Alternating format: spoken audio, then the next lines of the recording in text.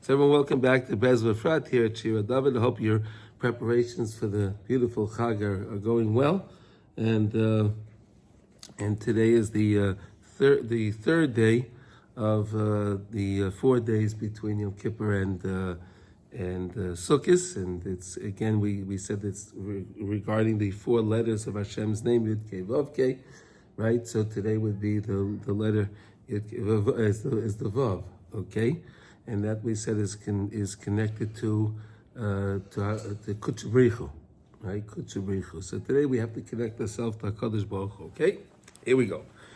And again, we always learn for the well-being of the Chayalim and the Chatufim and all of Klal Yisrael, wherever they are, we see that everyone needs big Yeshuas today. And please, HaKadosh Baruch Hu, help all the Pitzum and everyone else that needs big Yeshuas, okay? Okay, so we're in the middle of learning Nefilas Apayim, and that's the laws of Tachanun. And these days we're not saying Tachanun, right? We're not going to be saying Tachanun for a little while now. And we learned that those days that we don't say Tachanun, we have to tap in to the extra kedusha of the day, right? And we can get to the same. We can accomplish the same things as we can when we say Tachanun, but we come to love HaKadosh Baruch Hu through the Kedusha today, right? You know, there's the whole idea this whole time now that we're in, till Yom Kippur, it's all about din. It's all about din and it's tshuva me'yira. But now we can come back to HaKadosh Baruch Hu, tshuva me'ahava, right? Tshuva me'ahava is much greater than tshuva me'yira, right? Right, if you come to HaKadosh Baruch Hu with because you through love of HaKadosh Baruch Hu, that's much higher than if you come to HaKadosh Baruch Hu because you're fearing Hashem. Correct? Right? Right. There's a mashal to understand that.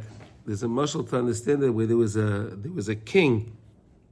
There was a king that he had a minister that worked for him, and this minister that worked for him stole from the king. He stole from the king's treasury. So they found that he stole from the king's treasury, and they put him in prison.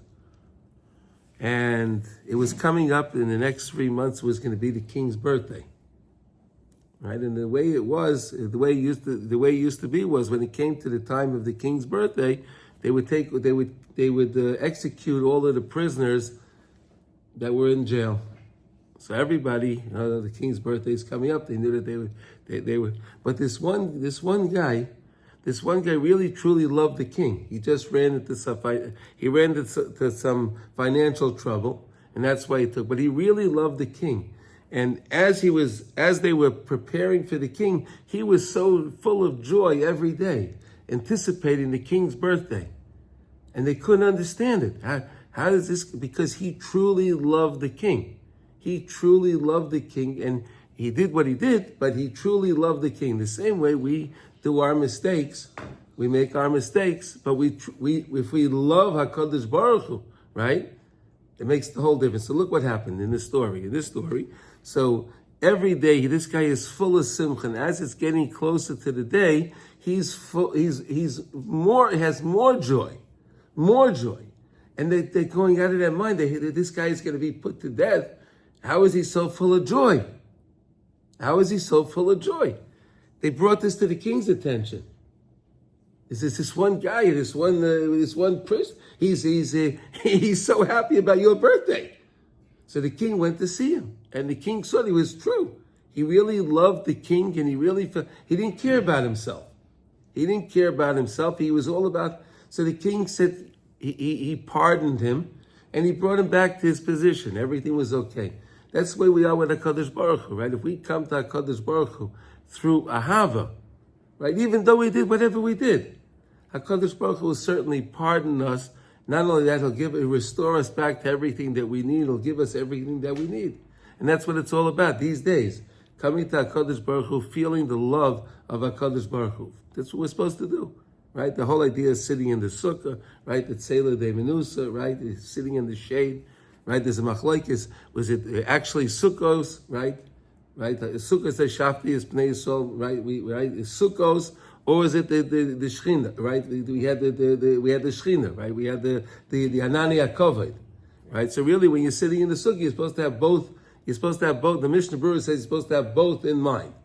You're supposed to have in both in mind the Anani HaKavod and the actual Sukkah, right? And the actual Sukkah. He says so much so that if you realize you didn't have that in mind, right, on the first night, and you finished and you benched everything, go back, wash again, sit down in the Sukkah again, and then have the right kavanah. So you'll be Mekayim the mitzvah, right? Okay. He says you don't make another leishe basukah, right? That you wouldn't do.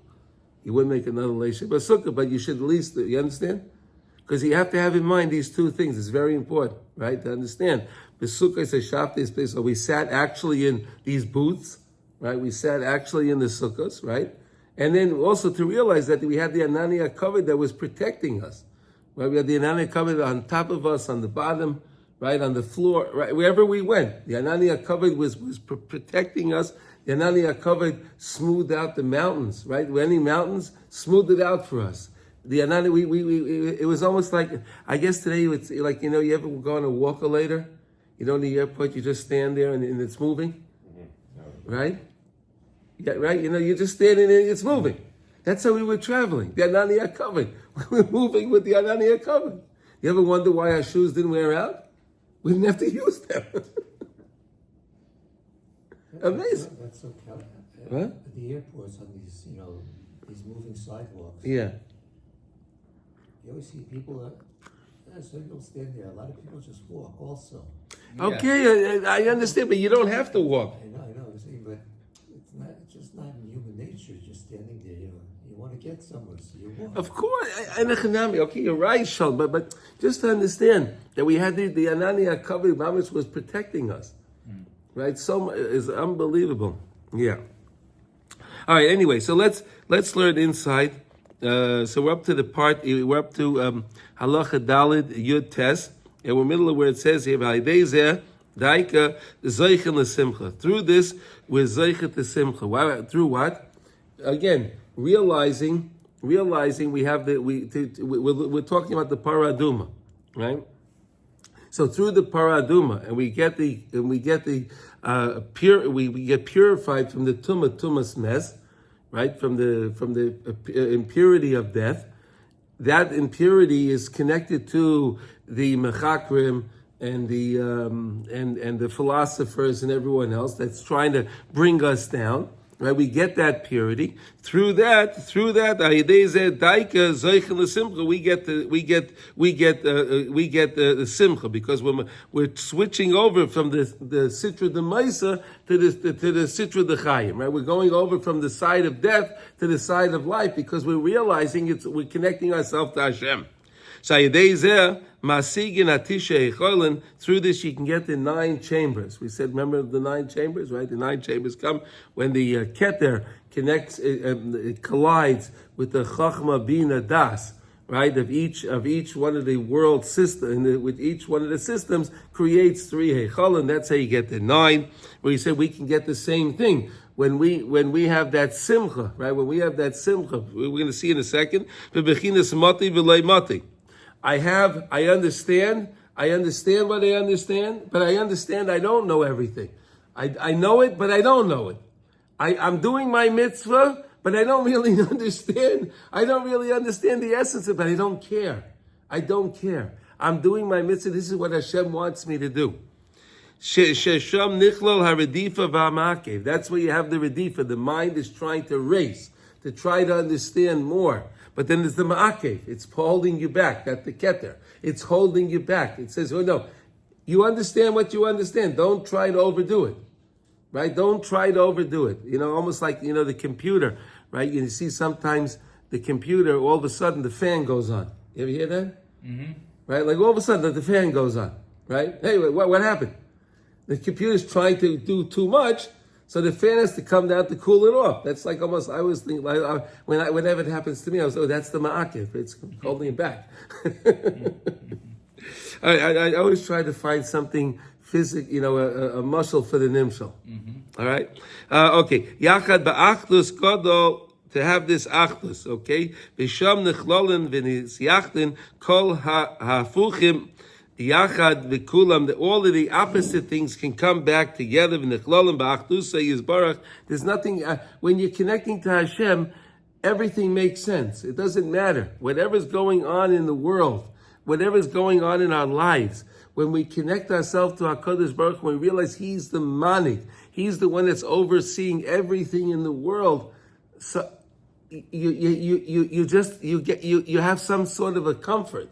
You get everything comes back to the oneness of Hashem. Shesham shoyrish soid paraduma she bechina shnei hafachim b'noisei echad.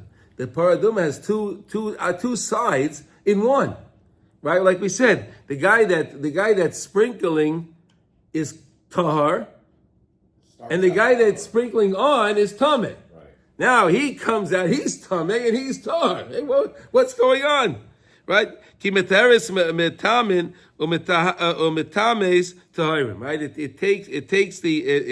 It purifies those that are impure, and those that are pure, it makes them impure. Okay, shazeh nimshach misayd bechinas haredifa ma'akev shaydei zeh shepogam by adam arishon ve'hifrid haredifa mina ma'akev. He tried to separate this idea, to separate the idea of the redifa from the ma'akev. He wanted just to be able to run. Right? In other words, that was the eitz of the Nachash. Right? The Nachash Kadmaini, his idea was he wanted Chava. Right? The Nachash wanted to be with Chava. Right? So his idea was, okay, if I can separate the redifa from the ma'akiv of Adam in his mind, right? In his mind, and he'll just go to places where he shouldn't be thinking of. Which is very attractive because it could be done look, it's for your own sake to be like Hashem. Yes. Understand the creative. Exactly. Everyone wants that. Exactly. To separate. So we're learning how the importance of having the ma'akev with the redifa. Okay, so the Nachash, if I can get him to do that, then what? How does that help me get to He'll die. Oh, he'll die. He'll die, and then I'm left with Chava. He was such a chacham. He knew. Yeah. Yeah. Yeah, but even the Nachash with all of his chachma, didn't take into consideration Hashem. Of course he didn't. Yeah. No, but again, that was all Hashem's plan. The Nachash only did that to test Adam. Let's not give him the credit. It was really Hashem that set him up to do this, to see if Adam Rishon would accept the bait, right? Right? It's bait, right? He gave him a bait. Let's see what happened. Ki ha'ma'akev ayedei achilas eitz hadas. Right? The ma'akev is through the achilas eitz hadas. Shayedei zeh himshich hamisa v'atuma b'olam. That's where death and impurity came to the world. Because before that, there was Tov and there was Ra. You couldn't mix Tov with Ra. It was so blatant. This is good, this is bad. And not like we have today, right? Today, anything that's Tov, they tell you is Ra. Anything that's Ra, they tell you it's Tov. Right? Right. It's amazing. Well, this is the source of where it came from.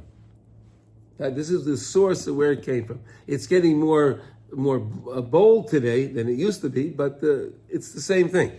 Just to reiterate, the ma'akev is the thing that's holding back the mind from going too far.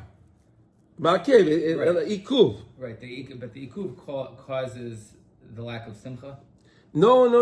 It helps you maintain the simcha. The ikuv does. Right, but you need both. The mind wants to know more, but then the ikuv holds the mind back. Hey, you be okay with what you have, and that enables the simcha.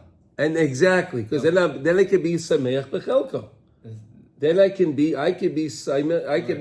happy with my lot, because I'm happy with what I have. I realize I don't need more. Okay, so you have to have the ma'akev. You need to have this. You need to have this too. The mind wants to understand, and there's something holding you back. Wait. I don't go there.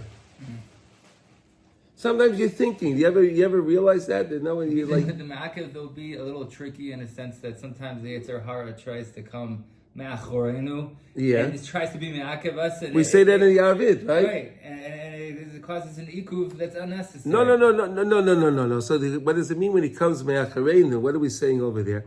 After you did a mitzvah, so then me'acharenu means the Yetzer Hara comes to you and says to you, well, did you really do this mitzvah? Maybe you didn't really accomplish the mitzvah. You think you did such a good job. Maybe your dalet minim weren't even kosher. So what are you so happy about? So what are you so happy? You're actually more in the hole than you realize it. And then you have a bracha levatala. There you go. Right, so he tries to bother you, So right? that's not an ikuv, that's just a... No, that's the Yetzer Hara, finish. Right. No, this is the positive side. This is in the mind. The system that keeps your mind balanced.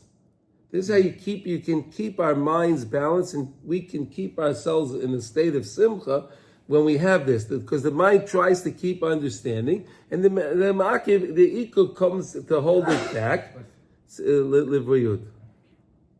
It hold to hold it back, so that way the mind you could be happy with what you understand and keep gradually growing. Not to try to grow too much, because if you try to grow too much, you wind up falling down. Okay? Umisham kol ha'afaychem shebaolam. This is all the opposites of the world. She'ev shelasigam. That's impossible for us to understand. So the same way we don't understand this idea with the paraduma. How is it possible? How this guy is pure. He sprinkles it, and now he becomes it. Right? He's pure. The other guy is impure. Now he becomes impure, and the other guy is pure. We don't understand that. But again, this is one of the rules that Hashem made. We don't understand. You can't see Tumah and Tahara. Right? We don't see it. It's not something physical. Right? So again, how could we understand Tumah when we can't see it? Right? We can't. You don't see Tumah, right? You don't know that there's Tumah or not, right? There's interesting.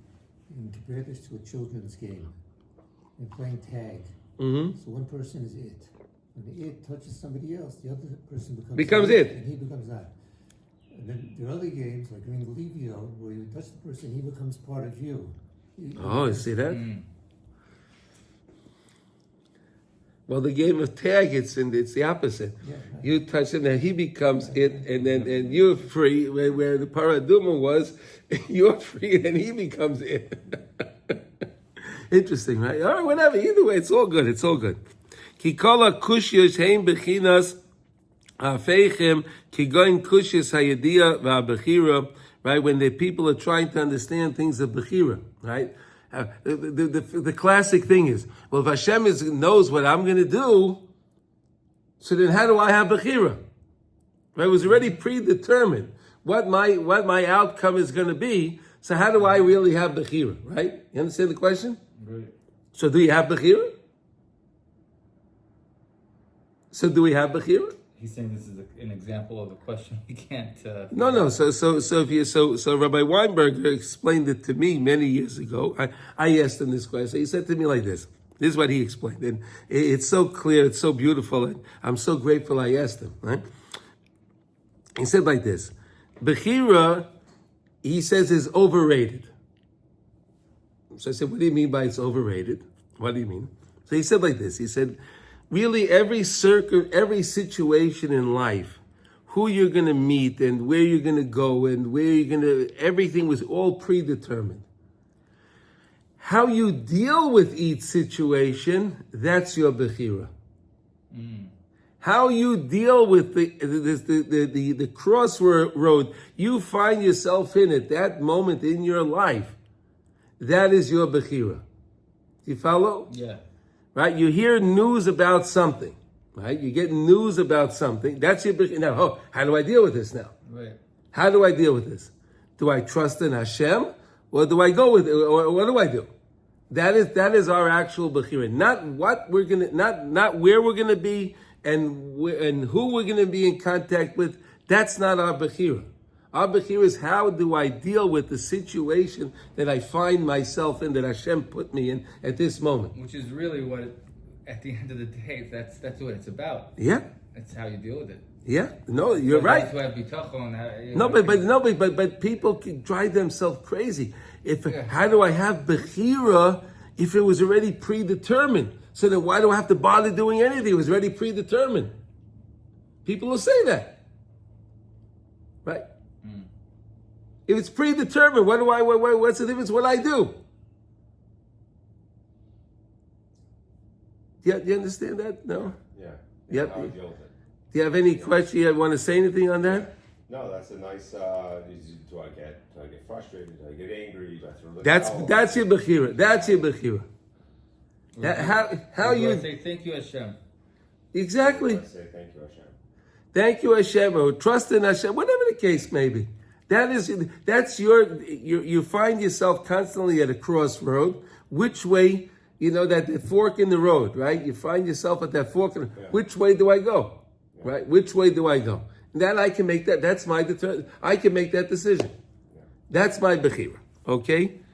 Well, that's pretty good. It was amazing. To me, that mamish helped me out tremendous. Mamish so many years. Baruch Hashem. Chiyotze b'zeh she'i efshel lahavin elu akushas machmas shelifi das enoishi shel achshav nirim kishnei afochim b'noisei echad. You see, there's two opposites in one. Today, right? You see everything is like two opposites in one. Like, look at the world situation we find ourselves in. They're so blatant, these two different things. And you say, I don't know, maybe they're right. No, maybe he's right. Maybe they're right. I don't know who's right. Right? Yeah. People are driving themselves crazy today. They don't know anything. People don't know. It's really amazing how Reb Nosson wrote this and we're dealing with it, mamish. Okay,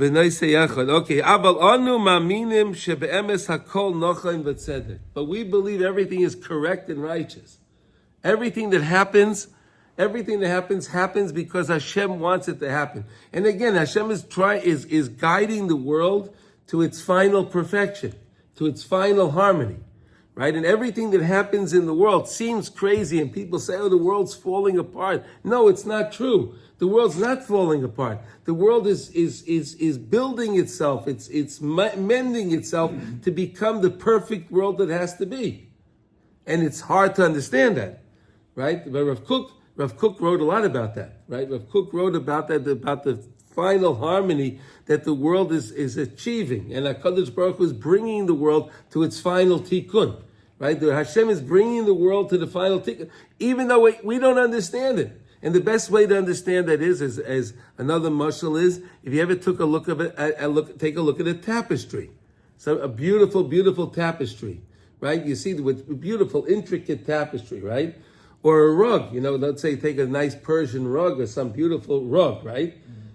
Look at the back of it. Turn the thing around, and what does it look like?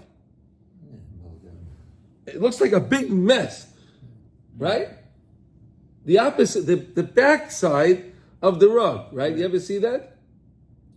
They usually put something over it, right? Yeah. But if you take a look at it, you see all those knots, and it's this and that, and the colors, and it's like a big, big, big, big mess. That's what the world is. But look at the other side. Wow, it's gorgeous. So first off, then you need that opposite. Yeah. You need that ugliness. You need. No, we didn't read. No. This is all part of Plan B. Plan A was okay. Plan A, we're not here. Yeah, okay, Yossi. I understand. No, because you said we need it. Well, really, we didn't need it, but we need it now. Yeah, now we need it.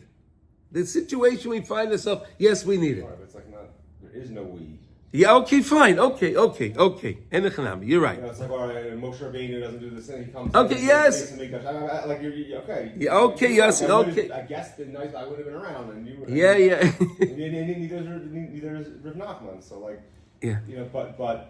But the idea the opposite is attractive, and then even in science or physics, I'm not trying. Yeah.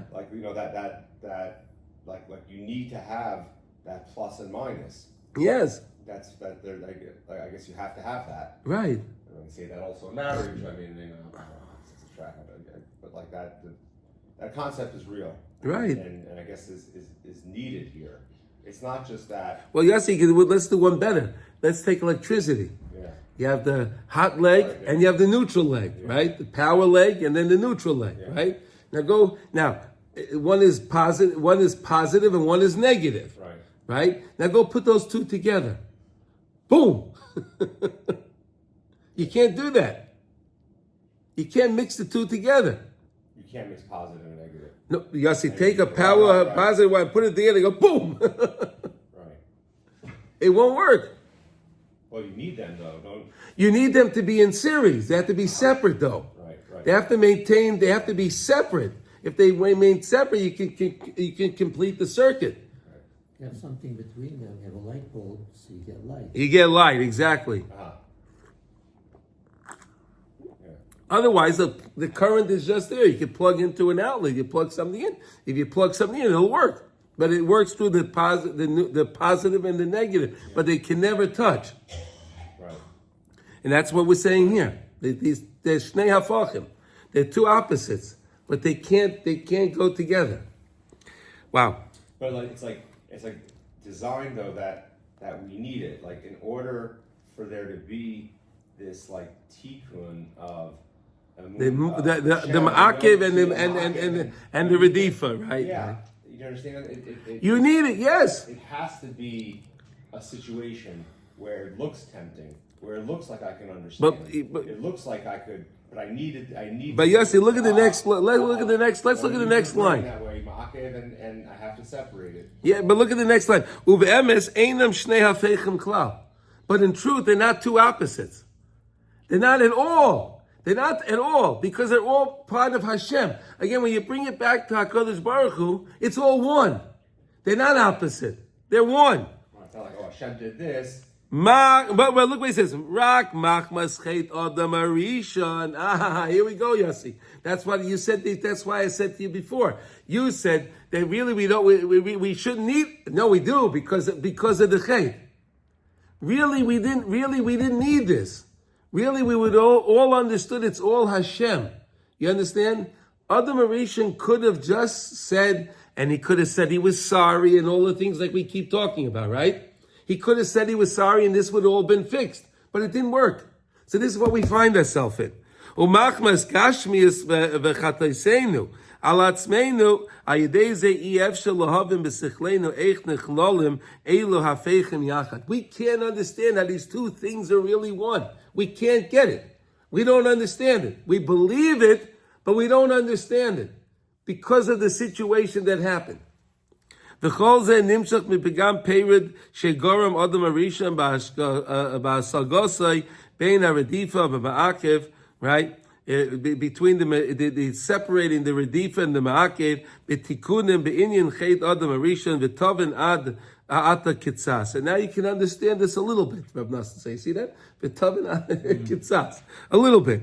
But it's very, very deep. Ba'alkein ayadei mitzvahs para, through the mitzvah of the paraduma, daika onu mekaimim mitzvahs afa pi sheyesh by shnei afeichim shu metaris metameim metames tahirim shezeh yev shalhavin bevadai. We can't understand it.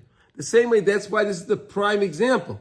The paraduma is the prime example of these two opposites that we can't understand it. Shlomo Melech couldn't understand it. Right? But really we said that really all mitzvahs are that way. All mitzvahs we cannot understand. But we do our mitzvahs, even though we didn't understand the paraduma, he still had the paraduma. And he got sprinkled, we still sprinkled, we did it. Right? You understand? Even though we didn't understand, we still do it. That's the point. We believe in HaKadosh Baruch Hu's mitzvahs and we follow HaKadosh Baruch Hu's mitzvahs because we have Emunah. Right? You got it? Okay, good. Baruch Hashem. We are Mekayim the mitzvahs. We follow the mitzvahs. We'll fulfill the mitzvahs with Emunah alone. Solely Emunah.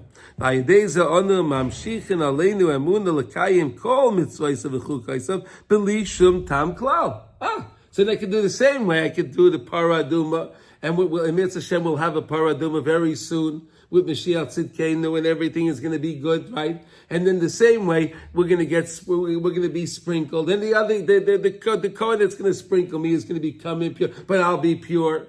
Wow. And I'll say, wow, how did that happen?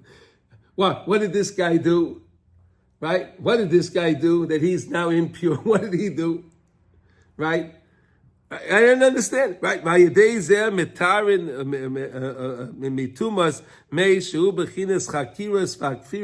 whole idea. Tumas mes is the whole idea of the kfira, the heresy, and all of the philosophy and all of that.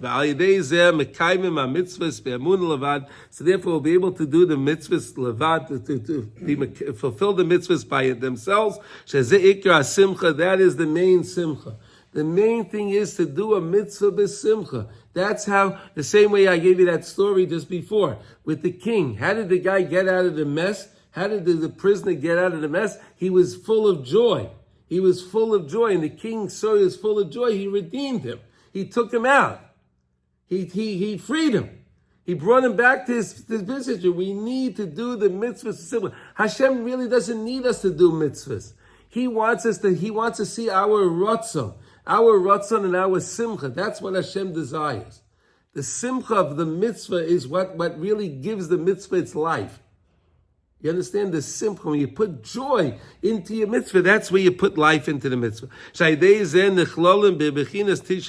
that's how you get the nine chambers. That's how all the opposites can come back together to be one. That we can understand that this is opposite and that's opposite. It doesn't matter. It goes back. It's all Me'ez Hashem. It's really all Me'ez Hashem. It's all HaKadosh Baruch Hu running everything. Even all the kukunis in the world that we have today. The world is so divided, right? Everything is so divided. But it's really one. It's really HaKadosh Baruch Hu's doing this in order so we can have the Bechira to choose the right thing. That's also part of our Bechira, right? Right? To choose which side do I want to be on? Do I want to be on the side of good? Do I want to be on the other side that they say that they're good? Right? But what side do I want to be on? Shaloasit tiskala hasoga zois v'yiros sainenu v'yevoishu v'anachnu nogil v'nosis b'Hashem. Look at this, Yossi, right? We're waiting for this day, right? Mm-hmm. Look at this word. See these words? Right? Shaloasit tiskala hasoga hazois. This hasoga, this understanding will come to fruition. People will understand this. V'yiros sainenu. Right? And then all of the sonim, all the ones that hate us, and the mechakim, and all of these guys, and all of them, they'll be so embarrassed when they realize the mistakes that they made. I try to imagine that sometimes. Could you imagine Mashiach is going to come, and all these world leaders, and all of and the whole UN, and everyone else, and all of these billions of these professors, and all that.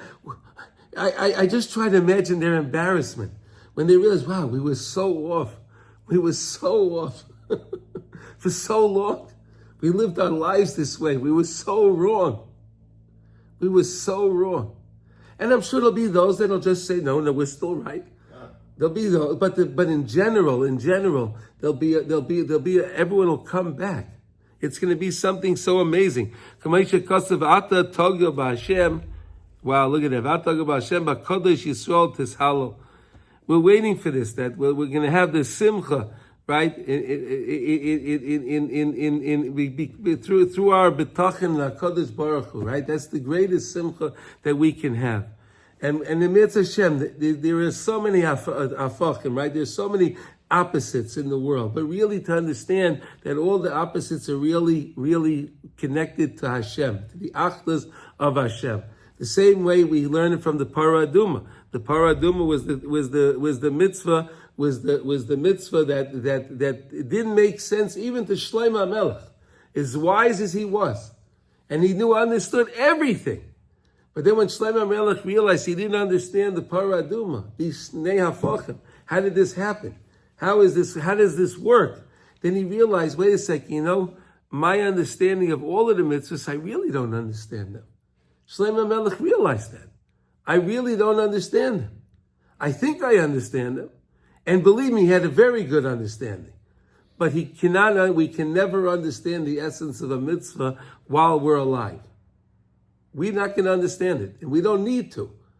We don't need to. We just have to have the Emunah that Moshe Rabbeinu gave us the Torah. We have the 613 mitzvos, right? And we follow the mitzvahs and we do the mitzvahs b'simcha. And that's how we can attain the greatest tikkunim in the world. And we should all be zeicha to do our mitzvahs b'simcha, especially this time that we're in right now, right? When you're getting your daled minim and you're building the sukkah and you're buying the food for the Yom Tov and all the things that you're preparing and you're giving tzedakah to those that need money for the Yom Tov. It's a great time to give tzedakah right now for those families that need, because again, everyone has to be besimcha. And if you can give somebody the money that they need so they can have food, nice food for the Yom Tov, and they can have their daled minim and they can do everything that they need, how great, how much HaKadosh Baruch Hu appreciates that you're taking care of someone else. So how much HaKadosh Baruch Hu will take care of you. You understand? So everything we do with a great level of simcha. So Baruch Hashem, we finally finished your test. Baruch Hashem. Well, let's learn one halacha in the Kitzur. Okay, here we go. So B'simcha is also the recipe for beating our enemies. Anything. That's right. They want to make it. They try to give us worry. They try to give us anxiety, right? So, but we trust in Hashem. They don't have anything. Right. Mm-hmm. They don't have anything. Yeah. All right. But nu Baruch Hashem. Okay. Here we go. Bays. It's a little bit long, so let's try to do this. Here we go. We're in the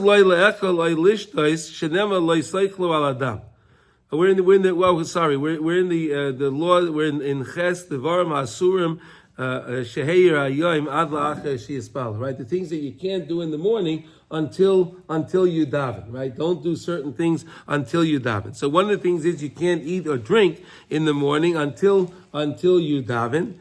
And it says, like it says in Vayikra, Lo yisaychlu al adam, Lo yisaychlu koidim sheyispalo al demechem. Don't eat before you daven for your blood, for your life. Don't eat before you, okay. V'cholo eichel, aishoysa v'acher kach mispalo, olav akasav oime v'oisi, hishlachta achrei gavecha. Right? You basically you became a balgaiva, that you don't need Hashem. Right? And you're not davening for your life. You could do it yourself. Al tikri gaver ella geyecha. Don't. Amar Kadosh Baruch. What does Kadosh Baruch say? La'achar shenisgo ezer. Since the person became very arrogant. Kabel olav malchus shemayim va'afilu lishtais kafe oy te oy sukkah becholav. Also to drink a coffee. A tea. No, wait. Hold on. No, wait. No. Today. No. Wait a second. Today. Rav Shlomo Zalman Auerbach, he said that since we have the Chalishas Adairis, right, we get a little weaker. Today we can have, originally it was a black coffee, and then when people can enjoy a black coffee, so you can put a little milk in there, and if you can't drink with the milk, so have a little sugar in there, and that's considered okay. I mean, I've even heard maybe Kabbalah, I don't want to necessarily say their name, even like a little piece of cake. No, that's on Shabbos. That's on Shabbos. That's Shabbos. Mm-hmm. That's on Shabbos. Why? Because again, we said Shabbos, the whole idea is the food is higher than we are. Mm-hmm. Shabbos, the macholeh, the foods on Shabbos are very high. That's why it's a mitzvah to eat on Shabbos, because the foods can lift you up. Right. The problem is that during the week, the foods are lower than us. We have to make the bracha to lift up the food. We have to elevate the food. Right? But otherwise the food can pull you down. Right, the food is a domain. Right, it's domain. It's low, and it can pull you down. So that's why we daven. After we daven, we have the kliyah to make the bracha and to elevate the food. Okay, so that I don't want to make a mistake. Right, here we're talking about just drinking. Right, so drink. Okay. Now look what he says now. Is zokein v'chola she'ena yochel la'amid al nafshay ad eis yitzias hatziba mibeis hakneses. Let's say you have an elderly person that can't contain, he needs to have something, right? Maybe he's taking medication or whatever the case is, you have to have food, right? Bifrat b'Shabbos v'yamim tovim shemarachim harbe. Because, on Shabbos, you get out of shul a little bit later, right? Right? Yosef Tov lahatir loy l'spalo shachris b'beisay b'nachas. Look what he says. Stay at home, daven shachris yourself. Stay at home. Look what he says. By yourself. V'yikadish v'yoichal ezeh dover. And then, well, let's just finish. Daven earlier by yourself. Go to shul. Listen to the tefillah. Daven at home first. Like let's say you're going to daven on Shabbos at 8:30 in the morning, whatever, 8 o'clock, whatever you do. So fine. So say you really could daven much earlier. So daven the shachris at home. Make kiddush, eat something, then go to shul. And listen to the shachris, and listen to the kaddish, and do whatever you can, right? V'yispal achakach im imahem musaf, and then daven musaf with them. V'lo yishte kafe im sukkah v'doime b'loi kabolas al malchus shemayim tchila. But don't drink the coffee and sugar before you be mekabel al malchus shemayim. So some say if you're going to drink your coffee, so say at least the karbonas where you say the shema in there. Right, when you say the Shema, so now you be Mekabel Ol Malchus Shemayim, and then I'll drink my coffee. Oh, so then at least I accomplished that. You understand? So maybe Yaniv, that's a good idea if you're going to daven a little later. So say the Shema first, be Mekabel Ol Malchus Shemayim. Ach letzarich refuah mutar lecha v'lishtes kaidem atfilah. If a person is sick, right? If the person is sick or the person can't manage, he can eat before he davens. She'ein zeh shum geis. That's not because of gaiva. He needs it. He needs to eat something. Or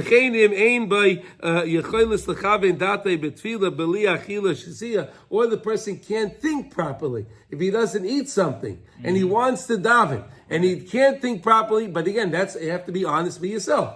And if I can daven so much better, if I had something, right? I ate something before and I can daven so much better. So then perhaps you can. But again, that's not the preferred thing to do. Then you can eat, but only if it's going to help your tefillah. But if it's not going to help you have absolutely nothing, because then it's considered gaiva. Okay, all right. Everyone have a wonderful day. Kol tuv.